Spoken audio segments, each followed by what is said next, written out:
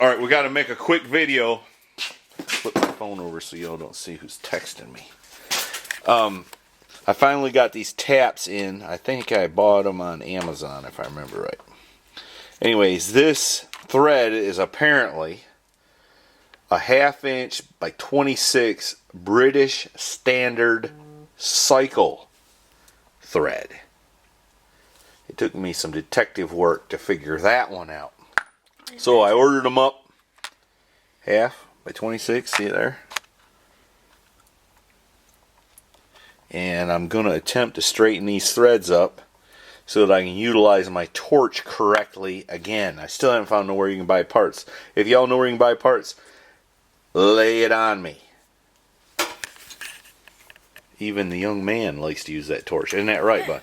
I like it a lot more than this. In fact, yeah, I'm pretty rusty. he's a little rusty. He used to do better than that, but yeah, I ain't welding along.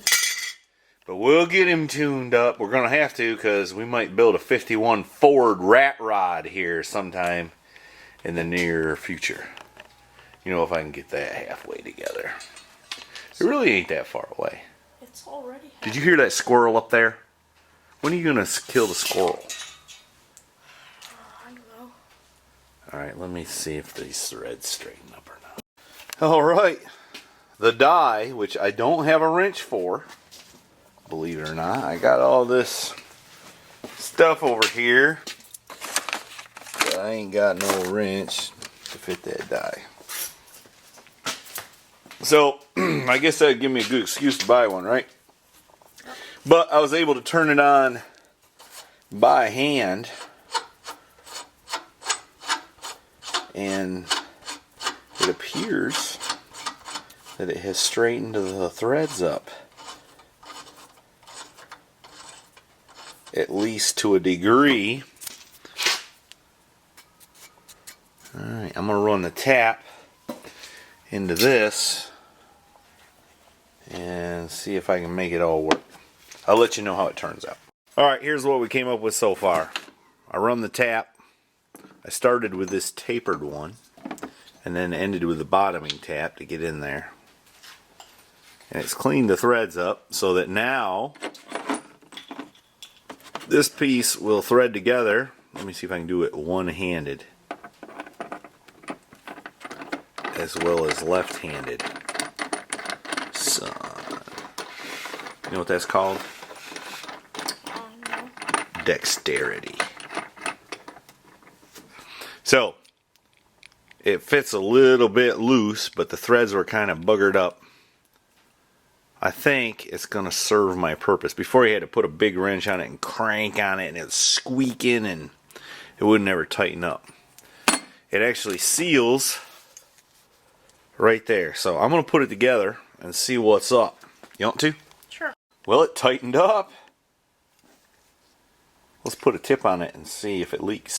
Look at that nice crisp flame. Neutral. Alright, go ahead.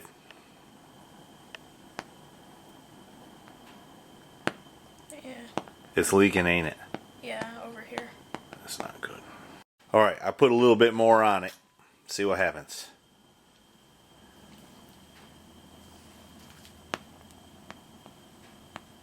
Still leaking? Yeah, not as much. Let me put a little bit more. I'm trying to be gentle. I don't want it to strip out, you understand.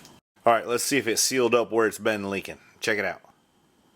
Yes, it's no longer leaking there. Alright, there's what the inside of it looks like. The skeleton, as it were. Alright, the little bugger, I think, still has a slightest leak. But I think it's okay. It's not dangerous. But I do think, sure would like to know, see there, a little something. Now, we wouldn't be doing that. Alright, you dropped hot wax on me there, dude.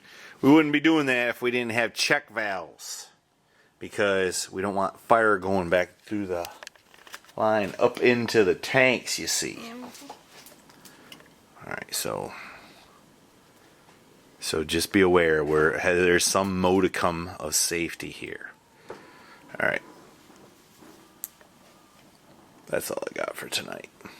Sure wish somebody'd show me where you warranty these things at or buy parts so I wouldn't have to buy a new one.